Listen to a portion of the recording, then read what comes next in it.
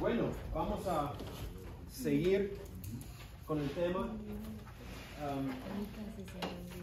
Lo que hemos visto, realmente todo eso ayer era una introducción.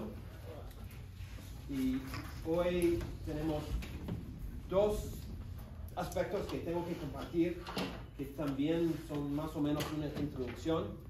Y después vamos a entrar en las cosas más, digamos, prácticas, donde vamos a practicar. Pasa, hermano. Perdón. Bienvenido. Entonces, vamos a ver 6 principios fundamentales para la buena interpretación. Primero, es importante desarrollar ciertas virtudes interpretativas.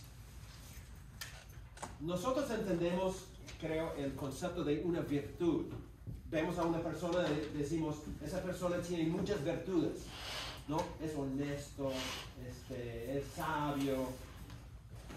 Entonces, en la vida es importante tener y buscar desarrollar ciertas virtudes. Pero lo que quiero hacer es aplicar esa idea a la tarea de interpretación. Porque también hay ciertas características que nosotros tenemos que desarrollar para que podamos ser excelentes intérpretes. O sea, bueno, voy a decir por qué en unos segundos. ¿Qué significa una virtud interpretativa? Primero, un autor dice, una virtud interpretativa es una disposición del corazón y la mente que surge del deseo de lograr una buena interpretación. Entonces empieza con ese deseo muy profundo donde tú dices, yo quiero ser excelente en la interpretación de la Biblia. Entonces es una disposición del corazón, pero también de la mente, que empieza con esa pasión, ese compromiso que yo quiero siempre interpretar correctamente el texto. La idea es que un buen intérprete domina más que la técnica. También tiene que ser una persona con ciertas cualidades. Yo tengo en mi biblioteca un montón de libros escritos por gente que no son creyentes, pero escriben comentarios sobre la Biblia. Y muchos de ellos son excelentes intérpretes. El problema es, ellos no creen lo que hacen. Yo tengo justo la semana pasada estaba trabajando en un trabajo sobre un texto usando el comentario de un católico. Increíblemente bueno el comentario. Su capacidad de observar, de ver el trasfondo y todas esas cosas. ¿Cuál es el problema? El problema es que una persona que no cree simplemente puede compartir la técnica, pero no la vida detrás. O sea, no da vida porque simplemente da hechos, ideas, etc. No queremos eso. Nosotros queremos dominar la técnica, pero ser dominado por el contenido, controlado por el contenido. No buscamos simplemente ser técnicos de la palabra, sino agentes de Dios transmitiendo su palabra de vida a almas necesitadas. ¿De qué vale ser un excelente intérprete si no tienes nada que decir? ¿No? Si lo que dices no transforma vidas. Entonces nosotros queremos ser excelentes intérpretes. Pero más allá, queremos ser agentes de Dios para la transmisión de su palabra a las almas necesitadas. Ok, creo que todo esto es claro, obvio. La Biblia da una ilustración, yo diría muy clara, de estas virtudes interpretativas en la persona de Esdras. ¿Se acuerdan? La situación de Esdras, los Israel estaba llevado preso, exilio, a un exilio por los babilonios, y fueron todos. Y 48 años después, Ciro, el rey de Persia, hizo un decreto donde él dijo que los judíos podían regresar a su tierra. Y regresaron en 3 olas. La segunda ola fue Esdras con un grupo de personas. Y fueron para volver a Jerusalén para reinstituir la ley. Entonces, Esdra tenía una pasión por la ley. Entonces, leemos, por ejemplo, en Nehemías 8:8, lo que Esdras hizo. Dice, y leían en el libro de la ley de Dios claramente y ponían el sentido de modo que entendiesen la lectura. Habla de que Esdras se paró ante todo el pueblo de Dios y por la mitad del día él exponía la ley. Pero exponía la ley con eso en mente. ¿Qué notan ustedes de este texto?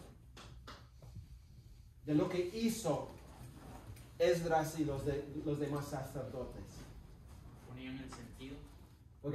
¿Qué quiere decir eso? Que sacaban el significado, porque el texto significaba. Ok, exactamente, sí. ¿Qué más? Que leía claramente. Ok. Estudiaban. Ok. se aseguraban que el que estaba escuchando entendiera lo que estaba. Exactamente. Miren, a veces nosotros tenemos la oportunidad de enseñar o predicar. Y predicamos o enseñamos, y cuando terminamos, no nos preocupa tanto si han entendido, porque dentro de nosotros creemos que nuestra responsabilidad es simplemente hablar. Pero tú notas cuando terminas y toda la gente está, ¿qué? No entiendo. Eso me molesta. Cuando yo enseño o cuando yo predico y yo veo que la gente no entiende, me molesta. Porque, ¿qué puedo hacer para que entiendas? ¿No? Y así es importante que nosotros, cuando tengamos esas oportunidades, es la meta. Claridad es la característica, o una de las características más importantes en la enseñanza y la predicación. Que sea claro. Porque si no es claro, la gente no va a captar lo que estamos diciendo. Y Esdras y los demás sacerdotes estaban muy preocupados por eso. Hacerlo claro. ¿Sí, Osvaldo? Entonces a eso se debe que en la predicación siempre deben haber 3 fases importantes: la introducción, el desarrollo y la aplicación, para poder dar a entender a los hermanos lo que uno está diciendo, ¿verdad? Sí, y aún más allá, tenemos que asegurar que en las 3 fases que estamos hablando con claridad. O sea, no es a veces se dice la responsabilidad del predicador es predicar, la responsabilidad del oyente es entender. No, mi responsabilidad es que ellos pueden entender. Y si lo que yo digo no es claro, yo tengo que mejorar lo que y como digo. Gracias. ¿No? Eso es muy importante. Por eso yo escribo todos mis sermones, todas mis clases, todo lo que estoy es escrito. Obviamente no estoy leyendo, pero es escrito. Y yo reviso, digo, no, eso no es claro. Eso tampoco es claro, ¿no? Porque si no hay claridad, no va a haber entendimiento. Entonces, eso era la preocupación. Y leemos en Esdras 7:10. Esdras había, mire esto, preparado su corazón para inquirir la ley de Jehová y para cumplirla y para enseñar en Israel sus estatutos y sus decretos. ¿Qué notan de este texto? Preparó su corazón. Lo primero, dispuesto. que él había preparado su corazón. Estaba dispuesto. Ok, muy bien. Para entender la ley y luego transmitir el mensaje. Ok, muy bien. Tenía que meditar en minutos en silencio para dar a entender bien. Sí, sí, es todo un proceso para entender uno mismo. Pero dice, no es solamente eso, no es solamente yo quiero entender, pero más allá, yo quiero Compartir. Transmitir. vivirla y transmitirla. Exacto, vivir es más importante. Todo eso, ¿no? Entonces, esas son virtudes interpretativas. Vamos a ver algunos ejemplos. 5 virtudes interpretativas. Que creo que Esdras es un buen ejemplo de esto. Primero, es diligencia. Diligencia. Notan lo que dice Esdras 7:10. Él preparó su corazón para estudiar la ley. Preparó. La nueva versión internacional lo dice así. Esdras se había dedicado por completo a estudiar la ley del Señor. Me gusta esa traducción, ¿no? No es simplemente que Esdras dijo yo tengo que enseñar o yo tengo que estudiar la ley. Él se dio por completo a esa tarea, ¿no? Era una tarea, él sabía que era difícil, que es profundo, que es complicado, entonces él se dedicó por completo a esa tarea tan importante. Un gran problema, bueno, yo voy a hablar de los misioneros. Un gran problema que yo he visto entre los misioneros a veces es la flojera. A veces no saben qué significa dedicarse por completo a la tarea. Y yo he visto en mis muchos años a algunos que pasan el día sin saber qué hacer. No hay rendición de cuentas, etcétera, etcétera. Entonces, eso para mí es algo increíble. Porque la tarea es tan importante, ¿no? Pero si no estamos dedicados a la tarea, entra fácilmente en la flojera. Y yo creo que en el ministerio, porque muchas veces no hay rendición de cuentas, es fácil dedicarse a no hacer nada, con la cara de hacer cosas. Martín Lutero dijo esto, me encanta lo que dijo, escuchen lo que dijo Martín. Él dice, él era un poco grosero, Martín Lutero, cuando él hablaba. Él tenía un lenguaje a veces muy crudo y muy directo y a veces, ¿no? Uno decía, wow, ¿qué es Martín? No sé si han visto el dibujo de él cuando estaba insultando al Papa, ¿no? Decía, bueno, era grosero, no bueno. Okay. Bueno, él dice, algunos pastores y predicadores son flojos y no sirven. Ellos no oran, ellos no leen, ellos no escudriñan las escrituras. La llamada es mirar, estudiar, asistir a la lectura. En verdad, no puedes leer las escrituras demasiado. Y lo que lees no lo puedes leer con demasiado cuidado. Y lo que lees cuidadosamente no lo puedes entender demasiado bien. Y lo que entiendes bien no puedes enseñar demasiado bien. Y lo que enseñas bien no puedes vivir demasiado bien. El diablo, el mundo y nuestra carne se enfurece y tiene rabia contra nosotros. Por lo tanto, queridos señores y hermanos, pastores y predicadores, oren, lean, estudien, sean diligentes. Ese tiempo malvado y vergonzoso no es la temporada para ser perezoso, para dormir y roncar. Wow. Muy directo, pero saca, hermano, el cuchillo de mi corazón, por favor, ¿no? Es claro lo que está diciendo. No podemos ser flojos en esto. No, la persona que le toca enseñar escuela dominical o un curso en la iglesia o predicar, y dice, no, yo en vez de dedicarme a preparar, yo voy a salir a jugar. ¿No? Hay un sacrificio, ¿no? Hay un compromiso que se tiene que hacer. Y tenemos que dedicar el tiempo necesario para interpretar correctamente la Biblia. 5 minutos en un tiempo devocional no logras nada, ¿no? Necesitamos apartar el tiempo, separar el tiempo y trabajar. Perdón. Me encanta ese texto. Segundo de Timoteo 2:15. Pablo dice a Timoteo, procura con diligencia presentarse a Dios aprobado como obrero que no tiene de qué avergonzarse, que usa bien la palabra de verdad. ¿Qué significa procura con diligencia?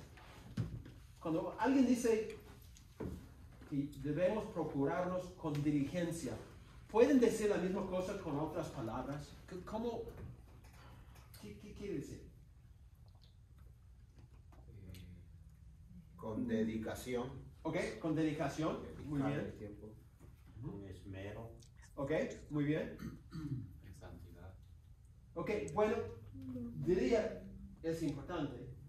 La palabra diligencia no enfoca esa idea, pero creo que sí es muy importante. Diligencia tiene la idea de un esfuerzo, ¿no? De una seriedad en el desarrollo de la tarea. Básicamente lo que Pablo está diciendo a Timoteo es: haz todo lo posible, todo lo necesario para que tú puedas presentar tu vida a Dios aprobado. Haz todo lo que tienes que hacer para que puedas hacerlo. Y él dice, como un obrero que no tiene de qué avergonzarse. El concepto ahí de vergüenza no es la vergüenza que yo sentí esa vez cuando estaba enseñando y después de 2 horas me di cuenta que mi cierre estaba abierto. Qué vergüenza. Sí, qué vergüenza. Y había mujeres y todo eso, ¿no? No es esa vergüenza. La vergüenza que él tiene en mente es una vergüenza que uno va a sufrir ante el juez en el juicio final. Es una vergüenza escatológica que tiene que ver con los últimos tiempos. Es lo que Pablo está diciendo. Timoteo, tú tienes que hacer todo lo necesario para que tú puedas presentar tu vida como un obrero que al llegar al momento de la rendición de cuentas no tengas vergüenza eterna. La pregunta es cómo hacerlo. Y es lo que él dice al final. Dice en esa versión que usa bien la palabra, pero más literal sería usando bien la palabra de verdad. En otras palabras, lo que él está diciendo es la manera de asegurar que tú vas a ser un obrero que no tiene que avergonzarse es usando correctamente la palabra de verdad. Es el uso de la palabra que Pablo tiene en mente, ¿no? Diligencia. Nosotros tenemos que tener el compromiso de usar bien la palabra de Dios y hacer todo lo necesario para que podamos hacerlo. Diligencia en la interpretación significa hacer todo lo posible, trabajar concienzudamente para poder interpretar con precisión la palabra de Dios. Es la idea de lo que Pablo está comunicando en ese texto. Hacer todo lo necesario para poder interpretar con precisión la palabra de Dios.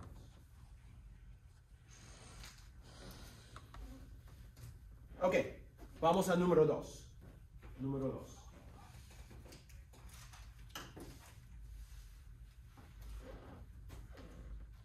¿Qué pasó?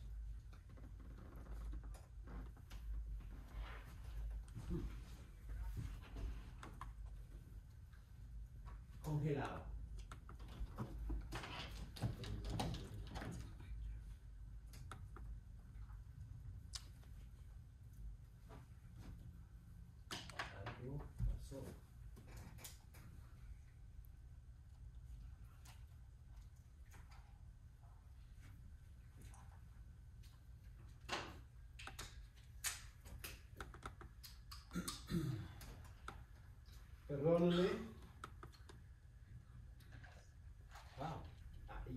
predicar y es loco. Hay un demonio en esto. Bye. Virus. Bendiciones, hermano.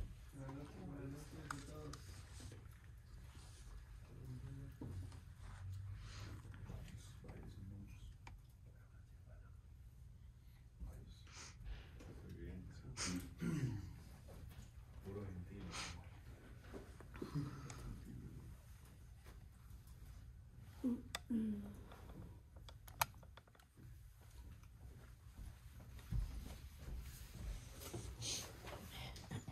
Ok, ahí está. Sumisión. La segunda virtud que debemos tener es sumisión. Esdras 7:10 dice, Esdras había preparado su corazón para inquirir la ley de Jehová y para cumplirla. Para cumplirla. No era alguien que se ponía por encima de la palabra. No era alguien que se ponía al lado de la palabra, sino debajo de ella. Y él decía, no vale la pena prepararme sin tener el compromiso de obedecer lo que estoy predicando, enseñando. Tenemos una palabra para una persona que enseña, pero no vive lo que enseña. ¿Cuál es la palabra? Hipócrita. Exactamente. Y decimos que una persona que dice con su boca, pero no vive con sus pies, es una persona hipócrita. Una de las críticas más comunes acerca de los creyentes, los cristianos, es que son hipócritas. ¿No? Que hablan con mucho de nuevo, ¿no? El evangelio, pero viven con mucha cobardía su cristianismo. Una hipocresía. Uno de mis puritanos favoritos se llama Richard Baxter. Él era un pastor que sufría mucho de muchas enfermedades, pero tenía una pasión increíble. Y él decía esto: tengan cuidado de ustedes mismos para que su ejemplo no contradiga su doctrina. Y no sea que pongan piedras de tropiezo ante los ciegos que pueden ser la ocasión de su ruina. Nosotros no debemos poner obstáculos ante ellos. No sea que retractan con sus vidas lo que dicen con sus lenguas y sea el mayor obstáculo para el éxito de sus propias labores. Ustedes construyen 1 o 2 horas con la boca y toda la semana después tumban todo con sus manos. Aquel que está en serio lo que dice, seguramente hará lo que dice. Es un error palpable de algunos ministros que hacen tal desproporción entre su predicación y su vida, que estudian duro para predicar exactamente y estudian poco o nada para vivir exactamente. Toda la semana no es suficiente para estudiar como hablar 2 horas. Predicas muy largas en ese tiempo. Sin embargo, 1 hora parece demasiado para estudiar cómo vivir toda la semana. O que curiosamente he escuchado a algunos hombres predicar y cuán descuidadamente los he visto vivir. Fuerte. Fuerte. Pero es verdad, es verdad. ¿Cuántos de nosotros, y yo me incluyo en esto, nos hemos sentado para pensar en un plan para crecer espiritualmente? O un plan para superar un pecado con el cual estamos luchando, ¿no? O para mejorar una relación que no es tan excelente. No invertimos mucho en cosas concretas como esas cosas. Invertimos quizás en el estudio de la Biblia, es importante. Pero como dice Baxter, Podemos invertir horas y horas y horas en estudiar, pero si no invertimos también en cómo vivir, ¿qué pasa con nuestras palabras, no? Pueden rebotar por aquí, por allá, pero no entran, porque la gente ve la diferencia entre lo que decimos y lo que vivimos. Entonces, Esdras tenía como compromiso cumplir la ley. Y nosotros debemos tener el mismo compromiso. Cueste lo que cueste. Tenemos que cumplir. Una vez estaba predicando sobre el Sermón del Monte y llegó la semana donde yo tenía que hablar de si yo llevo mi ofrenda al altar y me doy cuenta que alguien tiene algo en mi contra, que yo debo dejar mi ofrenda ahí. Y justo en eso yo tenía un problema con una persona en la iglesia. Y toda la semana yo estaba estudiando ese texto y toda la semana Dios me estaba hablando, tienes que hablar con esa persona. ¿Cómo vas a predicar? Yo, no es nada. Es el problema de ellos, no es de mí. Toda la semana luchando, Dios diciendo, Jim, yo diciendo, no escucho, ¿no? Y llegó fin de semana y yo dije, ya no aguanto más, porque él estaba hablando tan fuerte en mi oído que yo tengo que hacer algo. Entonces tuve que llamar a la persona. Me costó. Yo no quería obedecer. Yo no quería someterme porque me costaba, ¿no? Pero es lo que tenemos que hacer. Ok, número 3. Una cita primero. Kevin Van Hooser, que es un autor muy bueno, él dice, el lector ideal de las escrituras tiene que ser un discípulo también. Es decir, alguien que se pone debajo de las escrituras y sigue las escrituras, ¿no? Un estudiante de las escrituras. Ok, número 3. Humildad. Es similar a lo de sumisión, pero tiene algunos aspectos diferentes. ¿Ustedes han escuchado de Jonathan Edwards? Probablemente el teólogo más importante en toda la historia de los Estados Unidos. Probablemente el mejor teólogo. Pasen, hermanos.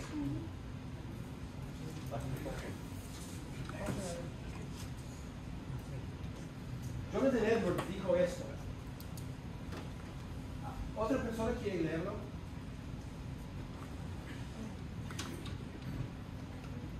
Sí,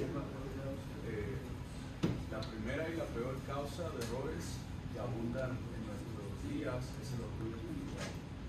Esta es la puerta principal por la cual el diablo entra en los corazones de aquellos que son celosos por el avance de Cristo. Es la entrada principal de humo del pozo sin fondo para oscurecer la mente y confundir el juicio. El orgullo es el asidero principal por el cual ha agarrado a las personas cristianas y la fuente principal por la cual la fuente principal de todas las travesuras que introducen para obstruir y obstaculizar una obra de Dios. El orgullo espiritual es la fuente principal, o al menos el apoyo principal de todos los demás errores. Hasta que esta enfermedad se cure, los medicamentos se aplican en vano para curar todas las demás enfermedades.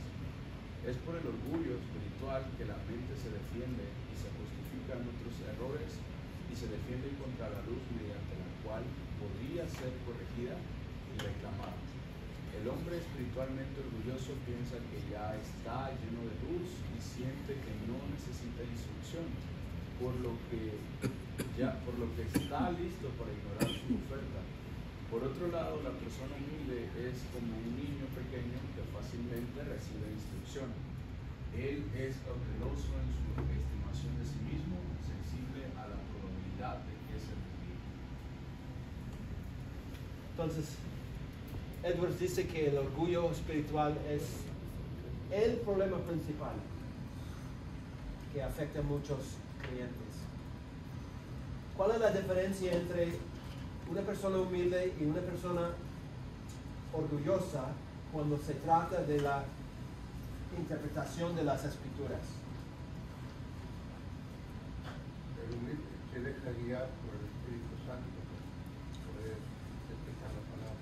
Ok, ya, el humilde reconoce su dependencia del Espíritu Santo y quiere ser guiado. ¿Qué más? ¿Qué otra diferencia entre una persona humilde en cuanto a la tarea de la interpretación y una persona orgullosa?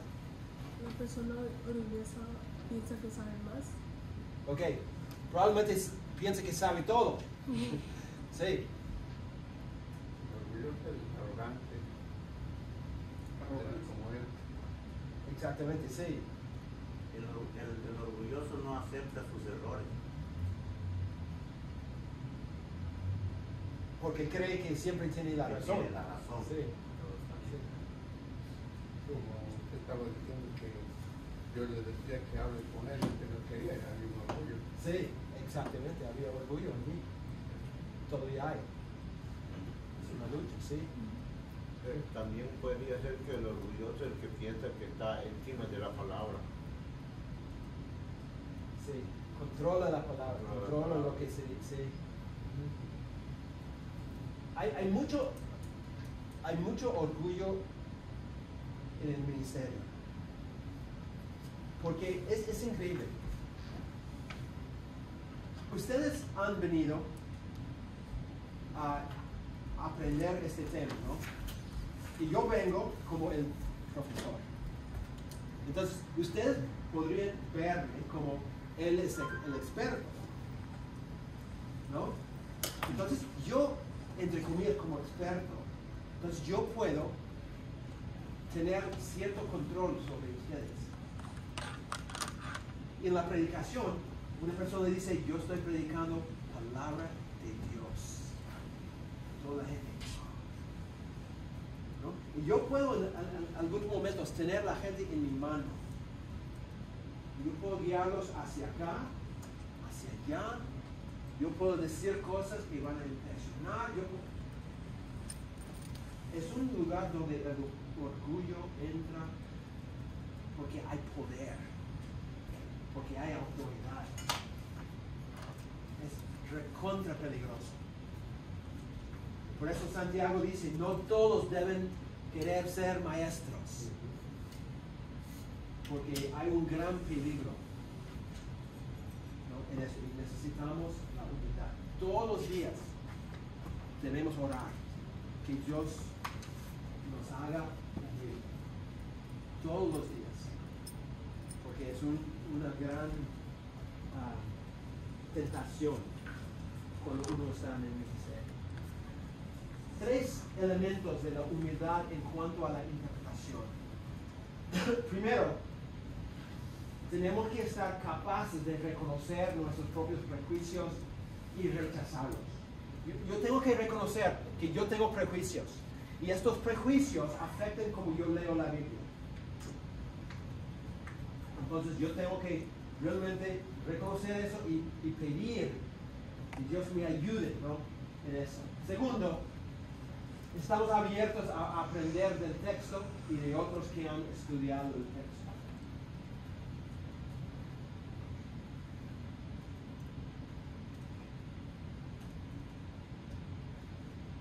Muchas personas tienen una lucha aprendiendo de gente que no es tan capaz como ellos. Una frustración que yo tenía en todos mis años trabajando en Perú es que los pastores no querían estudiar al lado de su gente. Si yo como pastor sé que en la conferencia donde yo voy va a haber gente laica, gente que no es pastor, yo digo, no, yo no estoy laica. ¿Qué pasa si yo me equivoco? ¿Qué pasa si yo digo algo que no es correcto? ¿Qué pasa? Soy mi imagen frente a toda la gente, entonces yo lo puedo hacer. Es orgullo. Es creer que yo soy mejor. Entonces yo no puedo estudiar al lado de gente común y corriente así. Y era una lucha, una frustración, porque así pensaban muchos de los pastores. No, tenemos que ver la importancia de decir, yo puedo aprender de un burro. Simplemente tengo que tener los oídos abiertos para escuchar y para aprender. Y número 3, voy a depender de Dios para toda lectura e interpretación de la Biblia. Lo que tú le dices, pastor, que una dependencia del Espíritu Santo. Cada vez que nos toca exponer algo, debemos estar de rodillas pidiendo, ayúdame, Señor, por favor. Porque sin tu ayuda yo no puedo hacer esto. Es imposible. No puedo entender, no puedo comunicar. No puedo ser un instrumento útil. Tienes que ayudarme. No saben cuántas prédicas que yo he hecho. Cuando en la mañana de la prédica yo estoy desesperado diciendo, es horrible lo que quiero compartir. No tiene sentido. No es profundo, es aburrido. Ayúdame, Señor, porque si no, voy a estar frente a la gente como un payaso. No, esa dependencia. John Piper cuenta que el predicador tiene que tener una actitud de desesperanza, de desesperación cada vez que le toca predicar, reconociendo que la tarea es enorme y nosotros somos tan pequeños, ¿no? Esa dependencia nos hace humildes en ese trabajo, y es una virtud importante. Número 4 es sabiduría. Sabiduría. Necesitamos sabiduría. Yo diría que un mito quizás, una idea equivocada en cuanto al proceso de interpretar la Biblia es que tenemos que seguir ciertas pautas. Entonces, cada vez que yo enseño hermenéutica, por ejemplo, un curso sobre cómo interpretar las cartas, hay pautas, ¿no?, que uno tiene que seguir en la interpretación de cartas. Pero ¿qué pasa? Yo doy tareas y los estudiantes, como un robot, dice, ya, paso 1, paso 2, paso 3, paso 4, como si fuera un proceso mecánico. Hay pautas, sí, pero nosotros en la interpretación de la Biblia no tenemos que seguir pautas de una forma automática, robótica. O sea, lo que necesitamos es sabiduría. La mejor forma de ser un excelente intérprete es conocer el autor del libro. Primero Dios, no primero Dios como ustedes dicen primero Dios. Siempre escucho, ¿vas a ir a el evento? Primero Dios. Bueno, ¿él va primero o qué? No, estoy bromeando. No. O sea, Dios es el primer autor, ¿no? Entonces yo tengo que conocerlo a él más y más y más para entender su libro. Pero también, si estoy leyendo 1 Corintios, yo tengo que conocer muy bien a Pablo. ¿Cómo es que Pablo escribe? ¿Cuál es el tono que Pablo usa? ¿Cuáles son algunos de los dichos que Pablo repite? ¿Cómo es Pablo? Cuanto más yo conozco a Pablo, más fácil es entender sus escritos. La mejor forma de ser un excelente intérprete es saturar tu vida con la palabra. Leer. Cuando yo empecé a predicar y enseñar, yo enfocaba mucho en los textos. Yo podía exponer un texto muy bien. El problema es que yo no entendía todo el contexto de la Biblia, la gran historia de la Biblia. Entonces todo lo que yo predicaba era esto, ¿no? Esto. Pero esto no sirve mucho a menos que lo ponemos en su contexto más amplio de toda la Biblia. La mejor forma es conociendo toda la Biblia. Leer toda la Biblia. Yo creo que cada creyente debe poder en algún momento resumir el mensaje de la Biblia en 10 minutos. Alguien te dice, ¿cuál es la historia de toda la Biblia? Poder relatar toda la historia en 10 minutos. Pero eso requiere conocimiento de toda la historia, ¿no? Pero la gente necesita eso, necesita saber cuál es la esencia de toda la historia, desde Génesis hasta Apocalipsis. ¿Cuál es esa historia? Sabiduría es lo que necesitamos. Más que técnica. Técnica es importante, pero sabiduría es más importante en esta tarea. Kevin Van Hooser dice, desarrollar virtudes interpretativas no es una cuestión de seguir, por ejemplo, 36 pasos para una mejor exégesis, mejor interpretación. No se trata de seguir reglas o procedimientos, sino de adquirir habilidades y aprender buenas prácticas. Para este fin, los lectores deben ser aprendices de textos y de sus autores. La lectura correcta, leer que tanto fomenta como ejemplifica la virtud, es en última instancia una cuestión de cultivar el buen juicio, de saber qué hacer cuándo.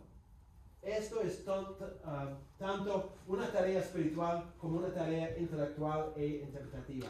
De hecho, las virtudes morales e interpretativas por igual están finalmente al servicio de la sabiduría.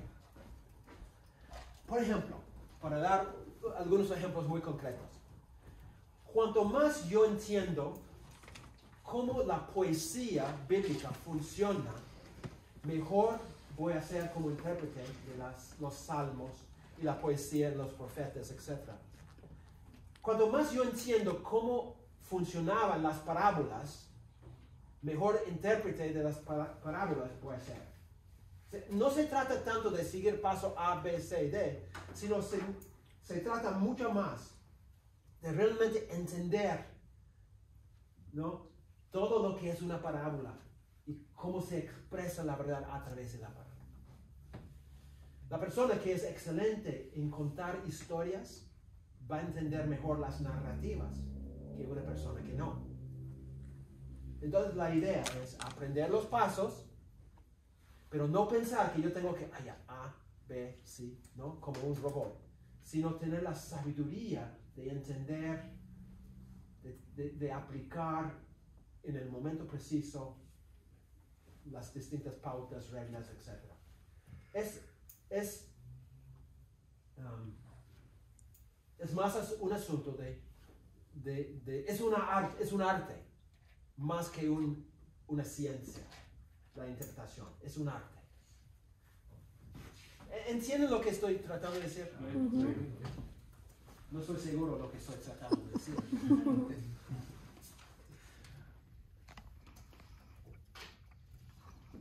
Me encanta, este autor dice, no se puede lograr una interpretación correcta de la manera en que un farmacéutico llena una receta. El farmacéutico mezcla los ingredientes en las proporciones exactas que exige el médico. Todo es preciso, pero sintetizar o analizar el pensamiento no es como sintetizar o analizar sustancias químicas. Las ideas son imponderables. No pueden ser pesados, medidos o contados. Por lo tanto, no pueden exponerse a la luz siguiendo las fórmulas establecidas. El intérprete usa los principios válidos que son relevantes para su tarea particular, pero debe hacerlo con imaginación, simpatía y juicio. Debe reconocer que las ideas pertenecen a las personas y que el factor personal inevitablemente introduce un elemento de subjetividad. Es como el cocinero. Yo soy horrible cocinando, no puedo cocinar nada. Un sándwich de mantequilla de maní y mermelada, nada más. Mi esposa es muy buena cocinera. Yo digo a veces, receta, echa ella dice dash, un dash de eso. Digo, pero ¿cuánto es un dash? No sé, es eso. Ya. Vas a hacer el arroz. Ya, ok. ¿Cuánto de agua pongo? Bueno, tienes que poner suficiente. Yo sé que es suficiente, pero ¿qué significa? No usa receta a veces. ¿Por qué? Porque ella es una cocinera. Entiende. ¿No? Domina. Es un arte para ella. Para mí no, es ¿no? Exactamente el monto. Es igual en la interpretación. Hay reglas, sí, y tenemos que emplear las reglas, pero tenemos que tener sabiduría para saber cuándo y cómo, ¿no?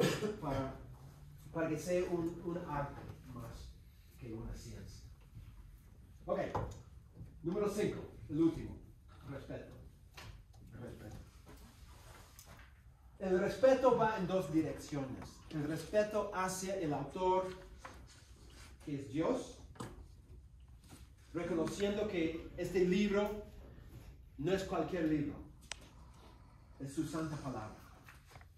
Y como tú dijiste, pastor, que santidad es esencial, porque estamos tratando un libro santo, ¿no? Entonces, tengo que tener respeto hacia Dios. Yo tengo que tratar este libro no como cualquier otro libro. Yo tengo que tratarlo con honor, con respeto. Pero también yo tengo que respetar el autor humano. Cuando el autor humano escribió lo que escribió, él tenía en mente un propósito, una intención. Y si yo juego con eso, estoy jugando con lo que la persona quería decir. Es como si Osvaldo y yo estamos en una conversación y él dice, Jim, yo te veo un poco enfermo hoy día. Y yo digo, lo que querías decir es que tú me ves muy guapo hoy. Él dice, no es lo que dije. No, pero es como yo te entiendo. ¿Qué estoy haciendo?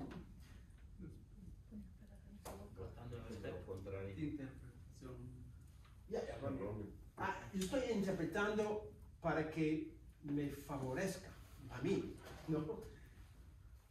Porque yo no quiero escuchar lo que él está diciendo, yo quiero creer lo que quiero creer. Pero a fin de cuentas es una falta de respeto hacia él. Porque no estoy tomando en serio lo que él dijo. Es igual en la Biblia. Cuando Pablo habla, si nosotros torcemos lo que él dijo para que sea consecuente con lo que ya creemos o lo que queremos que diga, estamos faltando respeto. Nosotros como intérpretes tenemos que respetar al autor, que es Dios, y al autor humano por lo que él escribió y cómo lo escribió. Un autor dice, por lo tanto, existe una importante dimensión ética en la interpretación. Debemos participar en la interpretación con responsabilidad, mostrando respeto por el texto y el autor. La regla de oro de la interpretación requiere que extendamos la misma cortesía a cualquier texto o autor que nos gustaría que otros extendieran a nuestras declaraciones y escritos. Esto exige respeto no solo por las intenciones de los autores humanos de las escrituras, sino en última instancia por Dios, quien eligió revelarse a sí mismo a través de la Biblia por medio de su Espíritu Santo. Creo que esto está, la cita no está ahí. No. No está en el librito. No. Oh, perdóname. Probablemente quería ahorrar papel. Pero pueden tener esto si quieren tener la cita en PowerPoint después. Me encanta lo que él dice, ¿no? Me molesta cuando alguien me malinterpreta. Yo digo algo y ellos interpretan de una forma totalmente diferente. Me molesta.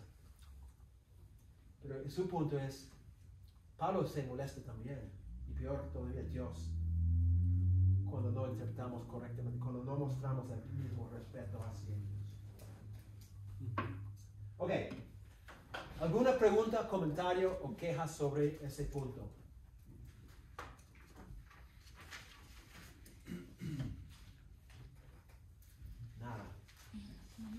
¿Estamos bien? ¿Estamos aburridos?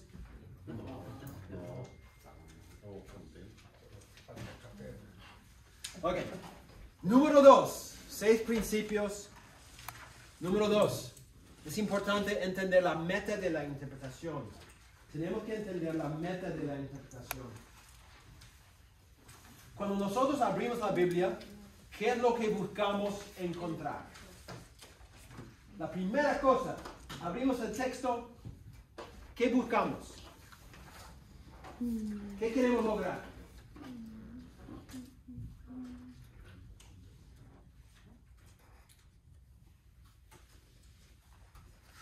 Aprender algo nuevo.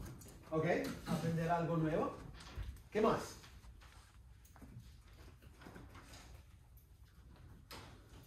Cuando yo abro la Biblia para interpretar un texto, ¿cuál es la meta? ¿Qué busco? ¿Qué dijiste? No, salvación. Oh, bueno, la salvación, ok. Perdón. Que Dios me hable. Ok, que Dios me hable. Para aclarar el mensaje de la voz de Dios. Ok, muy bien. ¿Qué es lo que Dios está tratando de enseñar a mi vida? Ok. Muy bien, vamos a ver. Porque este tema es muy importante. Y a mi parecer, la mayoría de cristianos tienen la meta equivocada en mente cuando abren la Biblia. Lo que quieren no es lo que deben buscar en primer lugar. Otra pregunta que tiene que ver, y es increíble que tengo que hacer esta pregunta, pero hoy en día uno tiene que hacer esta pregunta. ¿Dónde encontramos el significado del mensaje? El significado de un texto, ¿dónde radica el significado? Hay 3 posibilidades. El autor, el texto o el lector.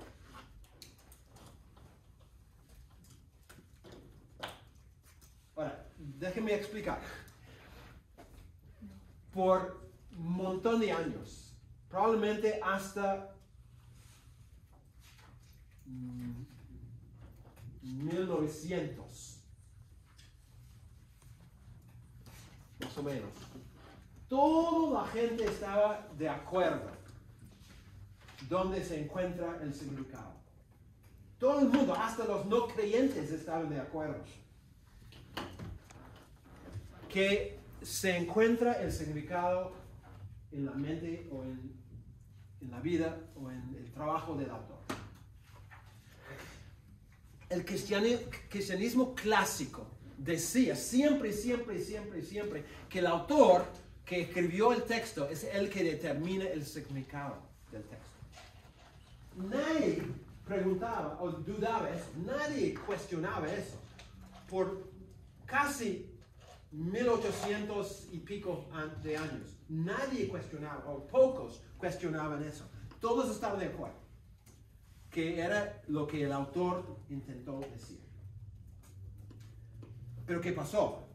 Fines del 1800, esa etapa de la historia, entró el criticismo alto, se llama, y empezaron a cuestionar todo, de todo.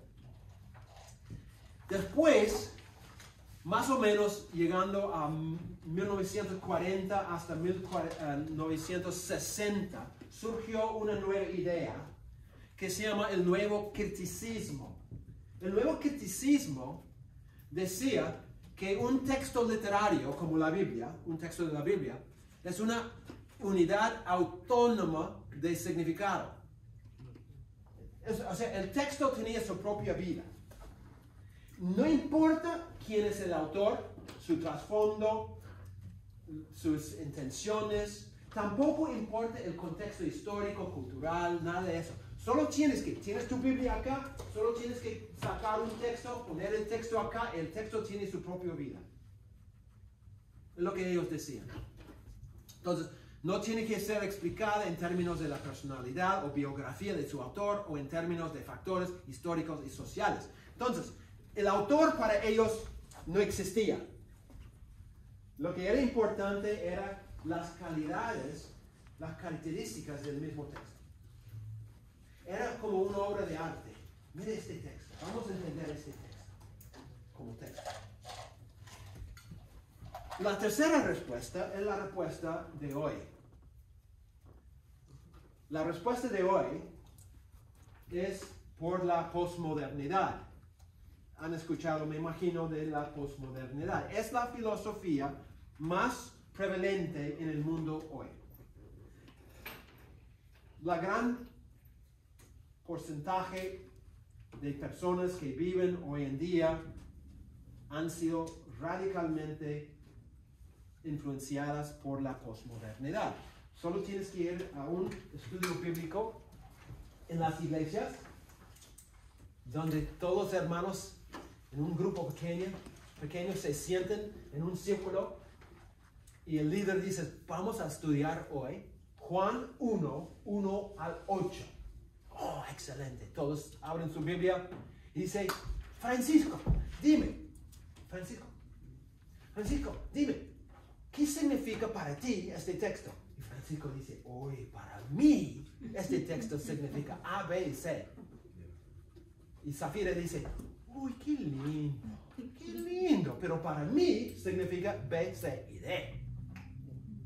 Y así sucesivamente vamos y todos comparten. Y terminando el estudio, el líder dice, no era tan bueno este estudio. Todos participamos. Todos dimos nuestra opinión. Y nos levantamos y nos vamos. ¿Cuál es el problema? Nunca llegamos a la verdad.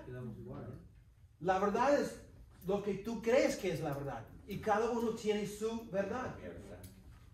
En la iglesia es contra prevalente.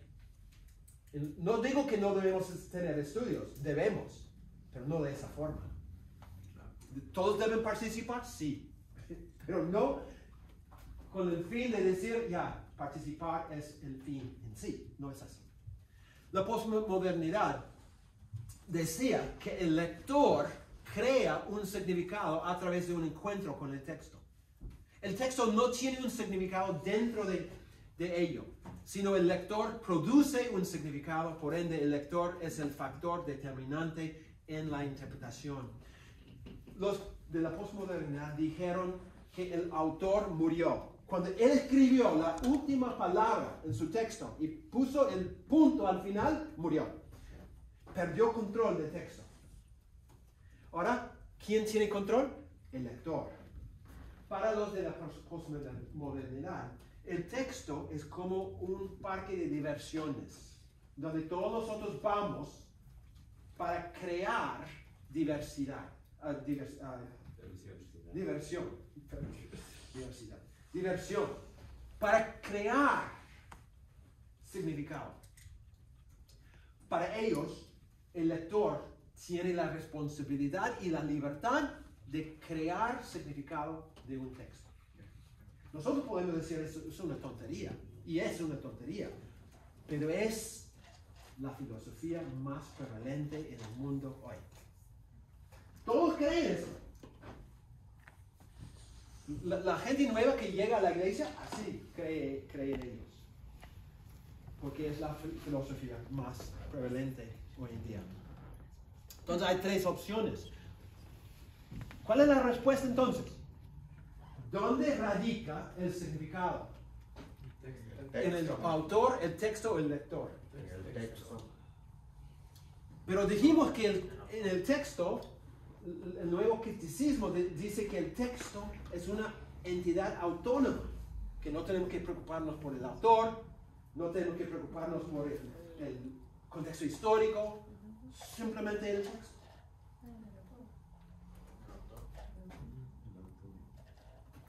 ¿Es un problema? No. Yo digo que es el autor. ¿Ok? Yo diría sí y no. Lector. No, así no vas a perder. Ok. El autor y el texto. El autor y el texto. Ok, muy bien, muy bien. Y el lector. Muy bien. Muy bien. Vamos a ver los problemas primero y después la respuesta. El problema con ver el lector como determinante del significado es un gran problema porque el lector llega a ser soberano. Es el lector que determina el significado. Gobierna el texto, el mismo lector. Yo mismo digo lo que dice. En la posmodernidad hay distintas escuelas. Cada escuela tiene su propia interpretación. Hay la interpretación feminista, hay la interpretación L, B, T, G, Y, E, B, T, no todo ese, no sé cómo las letras, pero ellos también tienen su lectura. Hay la lectura latina, hay la lectura afroamericana, hay la lectura blanca, o sea, cada grupo es su propia escuela y ellos crean su propia lectura. Somos nosotros que somos soberanos sobre el texto. Ese es un gran problema. Se pierde toda posibilidad de una verdad objetiva. No puede haber. Porque cada persona bajo este sistema tiene su propia verdad. Trae al texto su verdad, su versión de la verdad. Y tú no puedes decir, estás equivocado. Ellos decían, bueno, es como yo lo veo. Y como yo lo veo, es mi verdad. Es un gran, gran problema. Número 3, el lector no aprende del texto. El texto es mi instrumento. No para aprender yo, sino para enseñarte a ti. Yo no voy a aprender, porque yo soy el que crea significado. Entonces yo no puedo aprender de eso. Yo soy el dueño de eso, pero yo te puedo enseñar. Entonces tú llegas a ser, digamos, la víctima, ¿no? De mi trabajo. Pero no va a haber realmente aprendizaje de parte de él que está enseñando. ¿Cuál es el problema con ver el texto solo como determinante del significado? Bueno, en primer lugar, el texto como entidad literaria llega a ser soberano. Yo tomo este texto, yo lo separo de su contexto y yo digo, vamos a analizar solamente el texto. Y el texto llega a ser como un diamante en un museo. Y nosotros todos estamos, ¿no?, viendo la hermosura del texto. Pero divorciado de su autor y sus propósitos y divorciado del contexto histórico, cultural, etc. Entonces no puede ser eso. La cuestión del significado llega a ser irrelevante. No importa lo que significaba en la mente del autor. No es el punto en esa búsqueda. Entonces ya el texto tiene su propia vida. Y la interpretación es totalmente arbitraria en ese ambiente. Y finalmente, aunque el lector puede aprender de la estructura del texto, no hay una intención en el mensaje del texto dirigida a una transformación de la persona. Entonces, la Biblia llega a ser como un artefacto en un museo. Y todos nosotros apreciamos su hermosura, pero no somos transformados. No experimentamos un cambio en la vida por ese texto. Entonces, nada de esto está ahí. ¿O sí está ahí? Está bien comportado. ¿Cortado? Pero solo la Como que última. solo está solo la en la última. primera línea, pero falta lo de abajo. Aunque el lector pueda aprender, ya donde dice intención, Última en el versión, texto, solo eso la eso no última. está. Ah, ya. Bueno. Perdóname. Necesito secretaria. Ok. ¿Dónde encontramos el significado del texto? El significado se encuentra en la intención original del autor, pero expresada en el texto. El texto es recontra importante porque el texto es la expresión de la intención del autor. Se expresó en el texto. Yo no puedo divorciar el texto de su autor. Yo tengo que entender el texto como producto del autor. Entonces, vamos a ampliar esta idea un poquito más. Primero, la meta. ¿Quieren que yo vuelva a esto? No. Oh, ok. Escuché alguien hablar lisuras y yo pensé que... Ok, lo que no es la meta de la interpretación.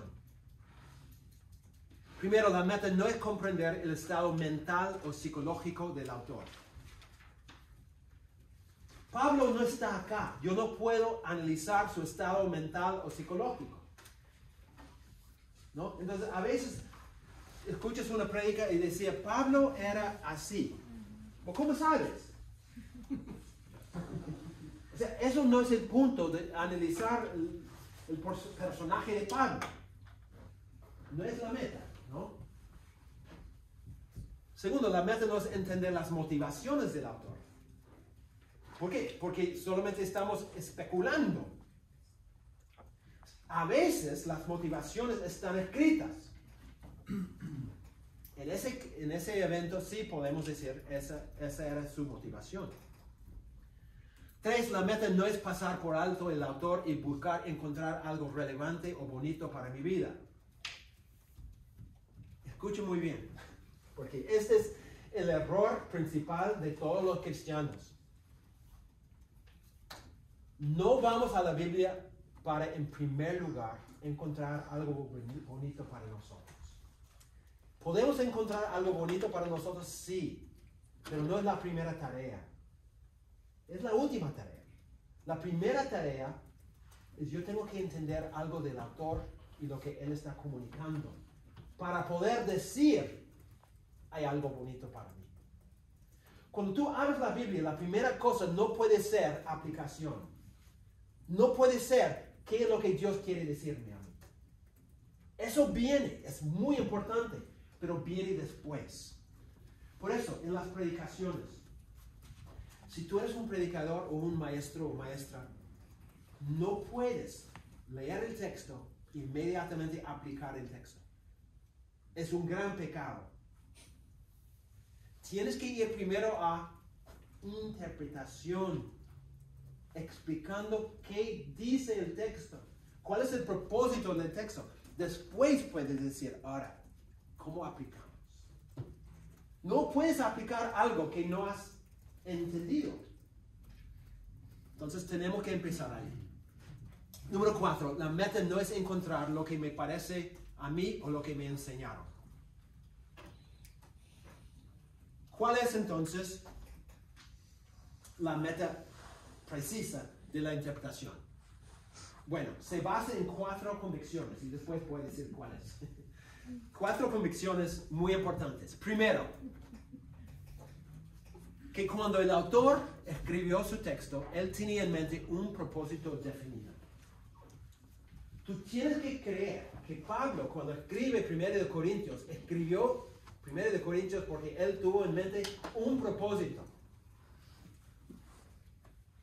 No era como un sueño, you know? Dios vino sobre Pablo y Pablo escribiendo así. No, Pablo tenía un propósito muy concreto en mente.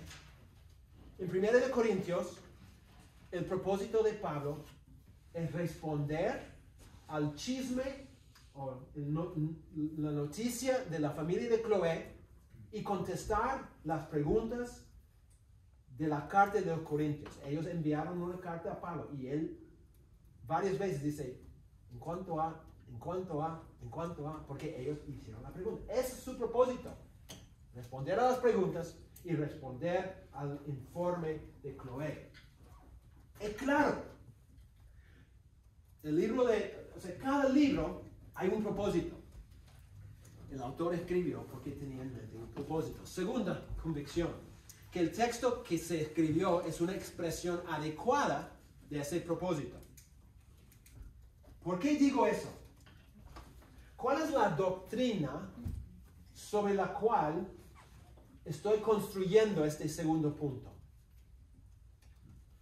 Hay una doctrina muy importante que sirve como la base de este punto. ¿Cuál es esa doctrina? Miren lo que dice, que el texto que se escribió es una expresión adecuada de ese propósito. No, por favor, hay gente que dice, Pablo, yo reconozco que tuvo un propósito cuando escribió. El problema es que Pablo es un ser humano pecador que no siempre puede lograr su propósito. Entonces, tuvo un propósito, pero el texto no refleja ese propósito porque Pablo es pecador, porque Pablo no tenía problemas de déficit de atención y muchas otras cosas, entonces no pudo lograr su propósito. ¿Cuál es la doctrina que argumenta este punto? La exégesis. Okay. ¿Cuál es esa doctrina? La exégesis. La exégesis es que el texto, ¿verdad? Te está diciendo lo que significa, pero en sí mismo, o sea, no es como una interpretación que uno le hace, porque es la hermenéutica, sino que es sacar del texto lo que ya el texto mismo te está diciendo. Ya. Yo creo que la claridad de la escritura. Ok, estás tocando la puerta, la ventana, casi la puerta. La claridad de las escrituras, pero hay una doctrina que va por ahí. Perspicuidad de las escrituras. Hay algo que es aún más fundamental. Tiene que ver con la doctrina de las escrituras. La veracidad. Okay, ¿por qué? La inerrancia. Ok, pero es algo que es debajo de eso. ¿Por qué es inerrante? ¿Por qué tiene veracidad? ¿Por qué es clara? La autoridad que tiene. Ok. La autoridad. Tiene autoridad. ¿Por qué ese libro que tú tienes en tu mano tiene autoridad? Porque es inspirado por el Espíritu Santo. Exactamente, la inspiración. La inspiración es la doctrina que dice que Dios milagrosamente supervisó todo el proceso de su producción. ¿Qué hizo Dios? Dios agarró a un hombre, varios hombres, y dijo, tú vas a escribir esto.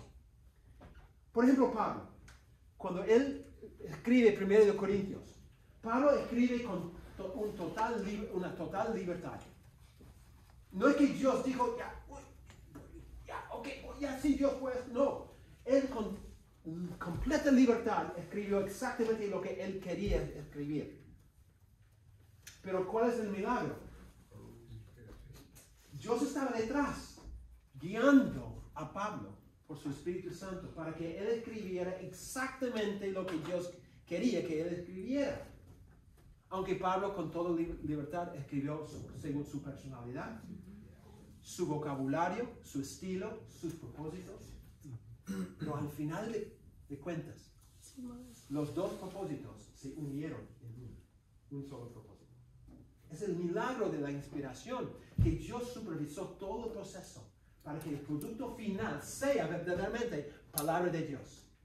Entonces, cuando la gente dice, no, pero Pablo es un ser humano fallado, es verdad, pero Dios guió el proceso.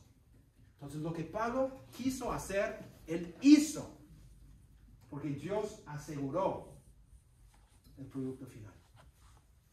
Entonces, lo que tenemos en el texto es verdaderamente el propósito que el autor original tuvo. Número 3. Que el texto tiene un significado antes de cualquier lectura o interpretación del texto. No es que el lector agrega significado. ¿Qué tiene que hacer el lector?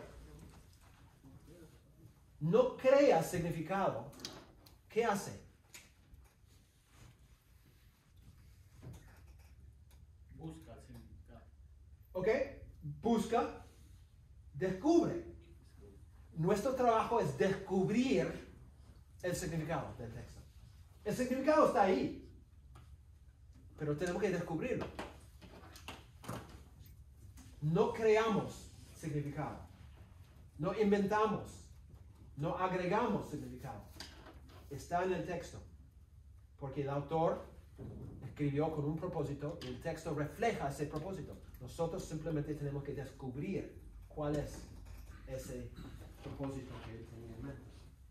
Y finalmente, que el lector, a través de un estudio concienzudo, honesto y sumiso, puede encontrar en el texto la intención original del autor.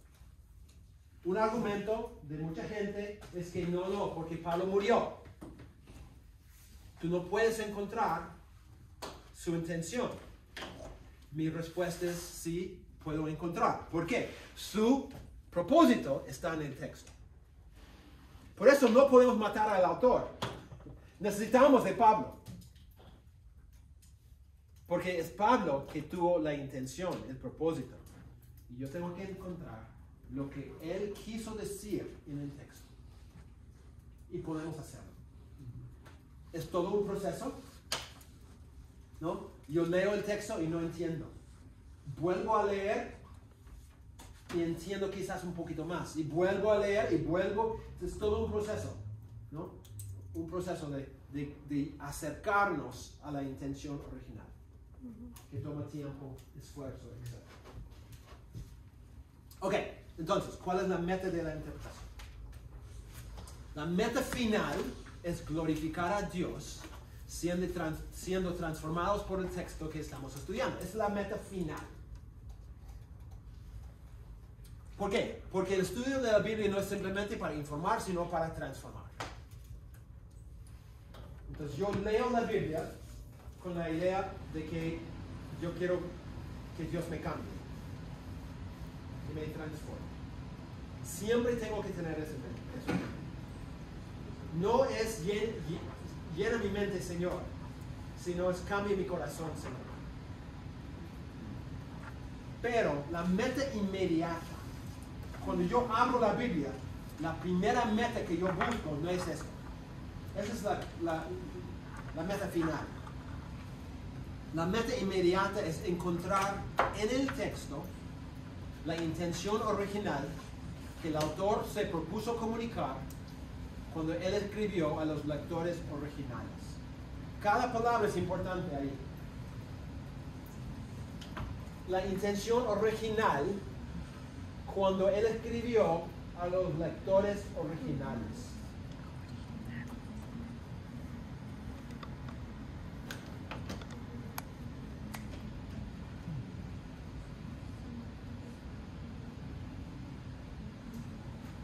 Vamos a suponer que Bainor él y yo estamos conversando y él me hace una promesa. ¿Okay? En la conversación, él promete darme un nuevo carro. Un nuevo carro. ¿Okay? Entonces, Pastor Carlos escucha la conversación. Y él dice, oh, qué bueno, Minor me va a dar un nuevo carro. ¿Está bien? ¿Por qué no? Exactamente, porque la promesa es para mí, no es para él.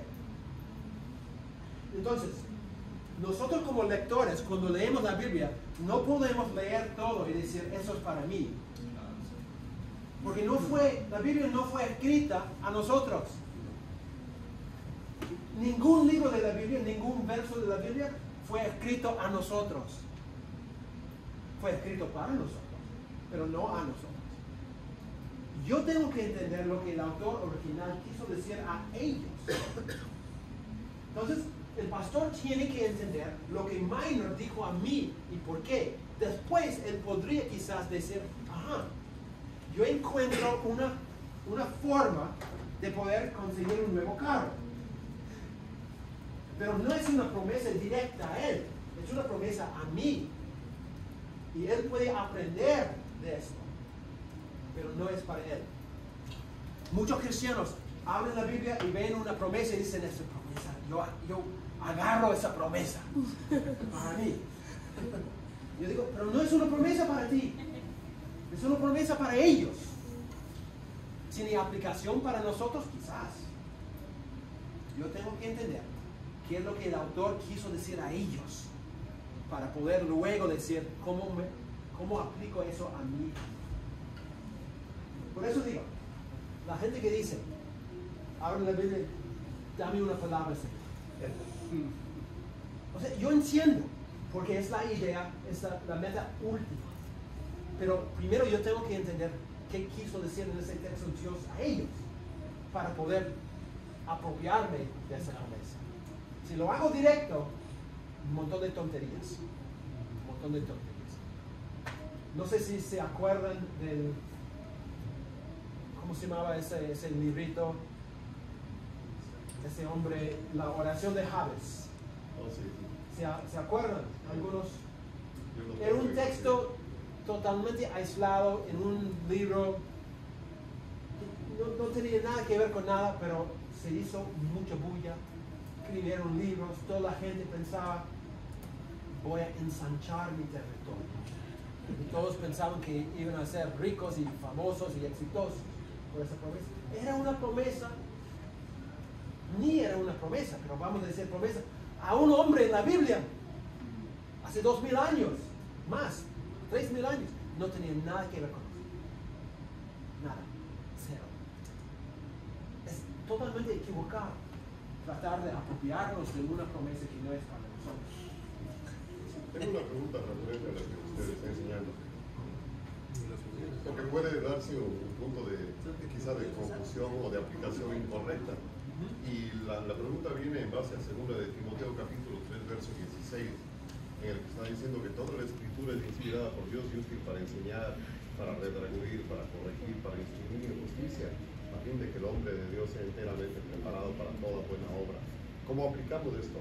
Ya, no, la Biblia es completamente capaz, es completamente útil, pero eso no significa que yo puedo tomar cualquier versículo y usarlo a mi manera.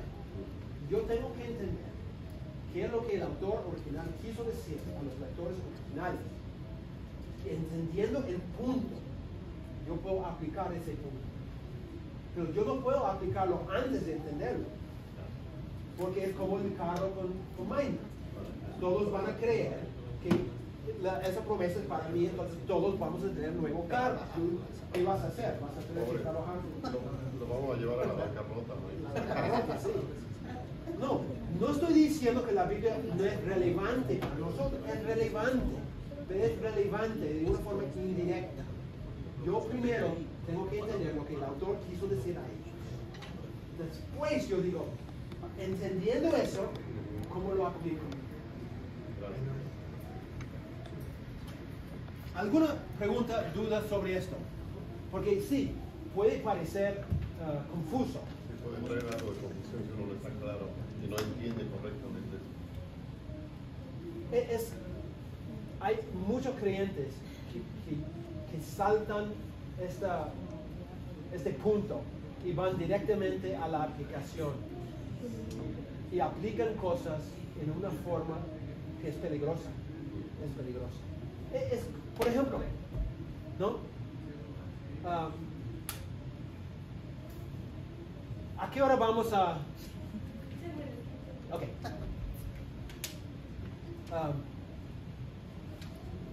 Los milagros, por ejemplo, ¿no? Vemos un milagro en la Biblia y decimos, eso es para mí, exactamente tal y cual como pasó. No necesariamente. No estoy diciendo que no hay milagros, estoy diciendo que tenemos que entender qué pasó a la gente original para luego poder decir, ¿me aplica o no me aplica? Cuando buscamos todo lo que pasó, decimos, eso es para mí, eso es para mí, eso es para mí, eso es para mí. Convertimos la Biblia en una payasada, ¿no? Que todo habla de todo para mí, y no es así. No es así. Yo tengo que entender la intención original del autor cuando él escribió a los lectores originales. Después yo puedo entender qué significa para mí. ¿Okay? ¿Alguna pregunta o duda sobre eso? No quiero que se vayan diciendo, ese gringo dijo. Entonces, Dios está hablando de diferente manera en los diferentes tiempos. Ese solo es una palabra para ellos, para nosotros es otro diferente. Si entendemos como el caso que usted dijo de Javes, ese es solo para él. No es para nosotros también en este tiempo, o sea, no funciona para nosotros. Bueno, en ese caso es otro caso, porque es muy importante distinguir entre lo que es descriptivo y lo que es prescriptivo. ¿Entienden la diferencia? Sí. Descriptivo es algo que se describe.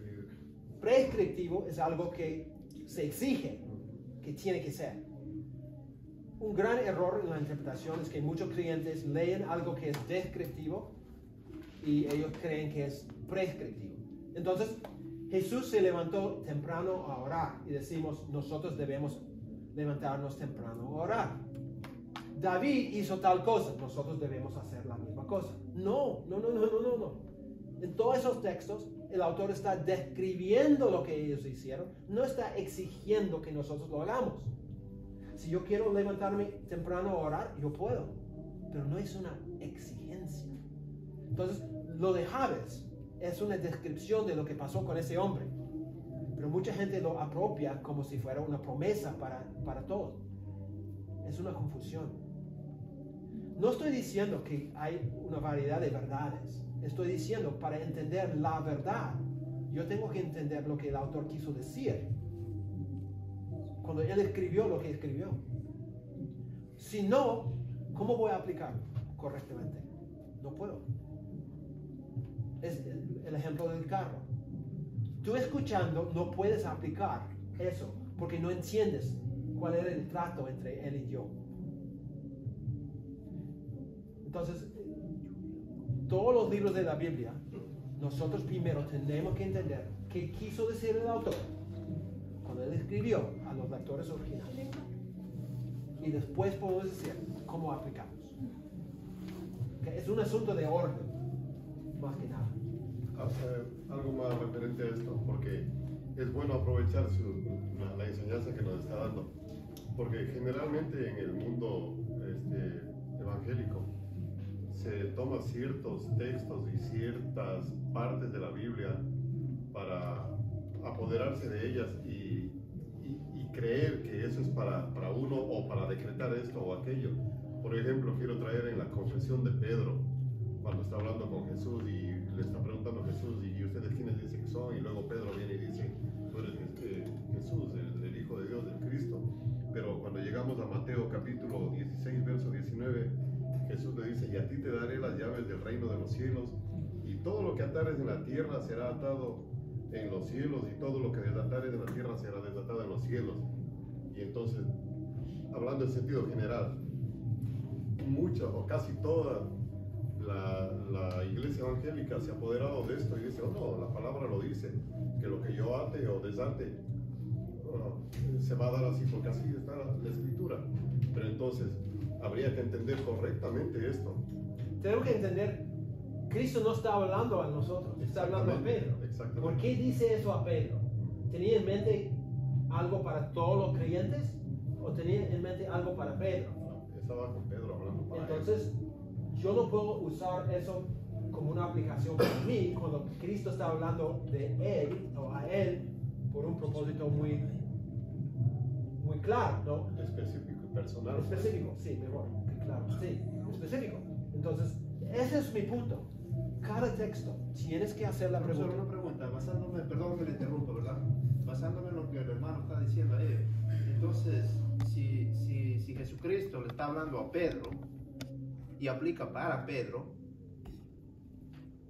¿para qué fue escrito eso entonces si no aplica para nosotros? Bueno, sí, es un problema porque la tendencia es creer que todo fue escrito a nosotros.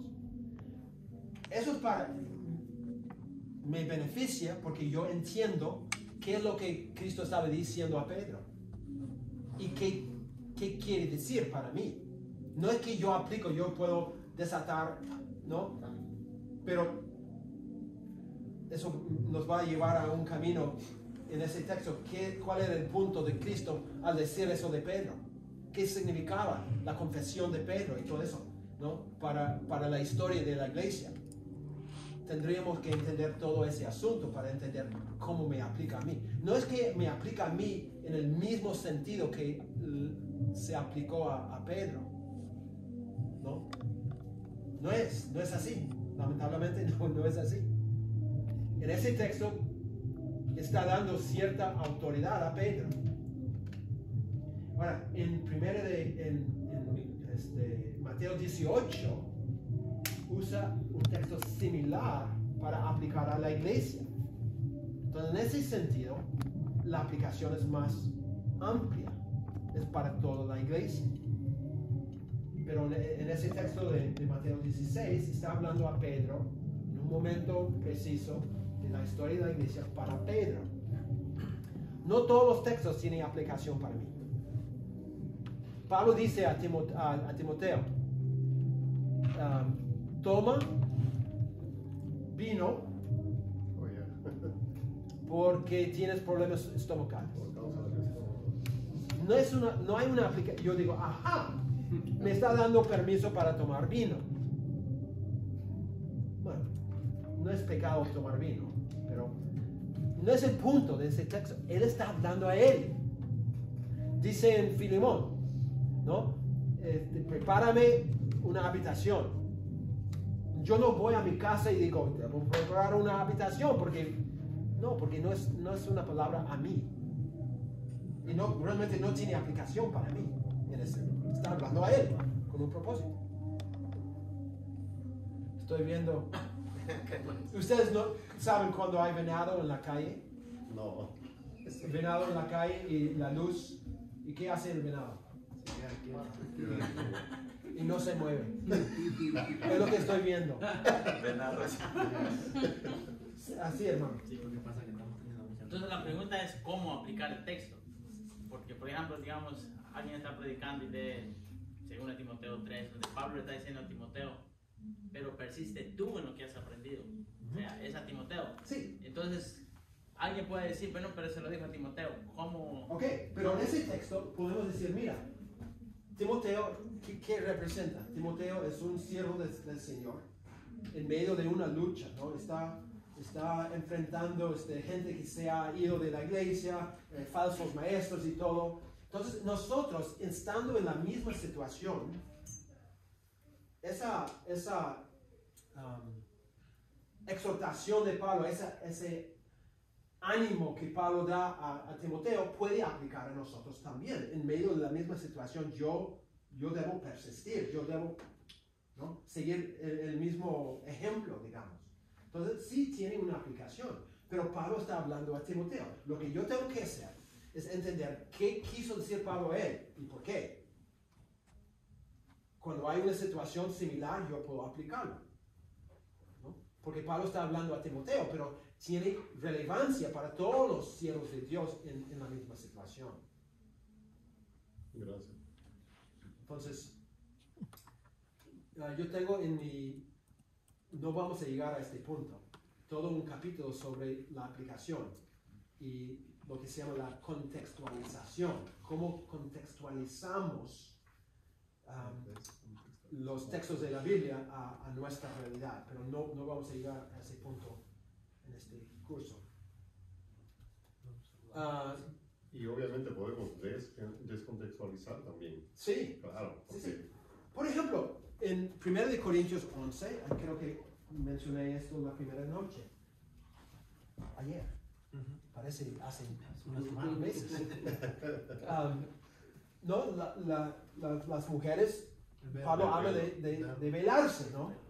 Entonces, nosotros podemos aplicar eso directamente. Dice, bueno, Pablo dice a ese contexto que deben tener un velo, entonces nosotros también debemos hacerlo.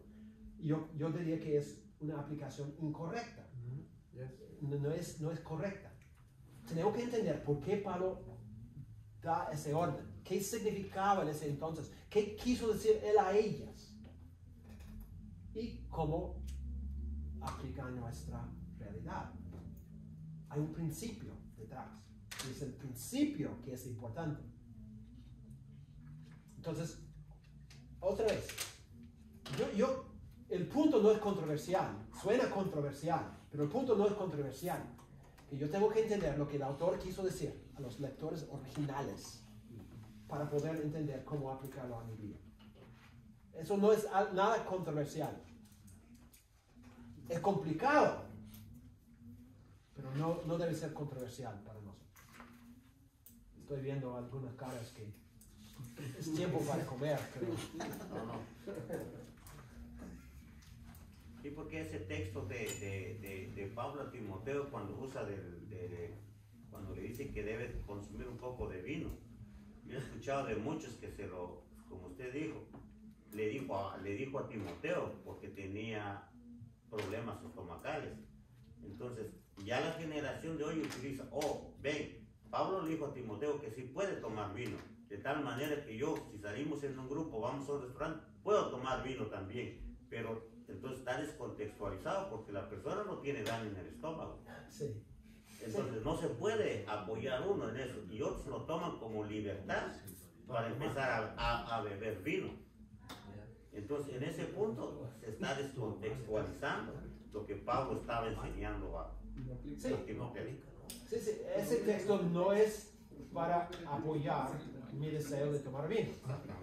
Puede haber otros textos quizás, pero ese texto no es el punto de ese texto. Sí. Y hay un montón de otras formas que aplicamos cosas que no debemos aplicar. Vamos a mencionar probablemente mañana la situación de Hechos 2. Todo el tema del bautizo del Espíritu. Como aplicamos algo, o muchos aplican literalmente algo que no debemos aplicar directamente. Creo que es claro por el contexto. Entonces tenemos que buscar la primera cosa. ¿Qué quiso decir el autor a los lectores originales? Entendiendo eso, yo puedo decir cómo lo aplico a mí. Pero es la segunda pauta, no la primera. Ok, creo que